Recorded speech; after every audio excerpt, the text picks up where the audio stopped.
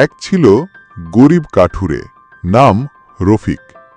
সে বনে কাঠ কাটত, পরিশ্রম করত আর দিন চালাত।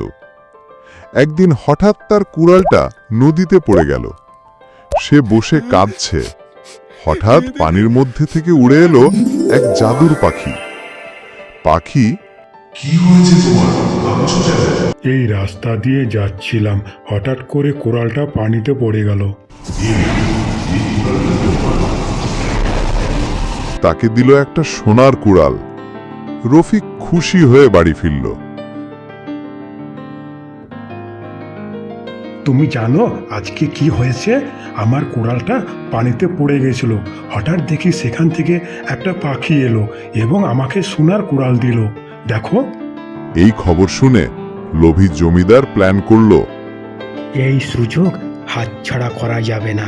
রফিক একটা সোনার কোড়াল পেয়েছে, আমিও যদি একইভাবে কোড়াল ফেলে দিই তাহলে আমিও একটা সোনার কোড়াল পাবো। সে নদীর ধারে গিয়ে নিজের কুড়াল ফেলল জেনে শুনে।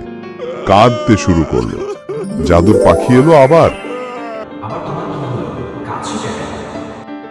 দেখো না, আমি রাস্তা দিয়ে যাচ্ছিলাম, আমার একটা কোরাল ছিল, সেই কোরালটা এই নদীতে পড়ে গেল। তুমি মিথ্যা বলছো।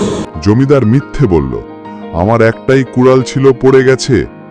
পাখি বলল, তুমি মিথ্যা বলছো, সৎ না হলে জাদু চলে যায়। এক ঝলকে পাখি উড়ে গেল। আর জমিদার পাগলের মতন দৌড়ে দৌড়ে বাড়ি চলে গেল। রফিক তার সততা দিয়ে পেল পুরস্কার, আর জমিদার পেল লজ্জা। মনে রেখো বন্ধুরা, সৎ মানুষ সবসময় জেতে আর মিথ্যে হার মানে।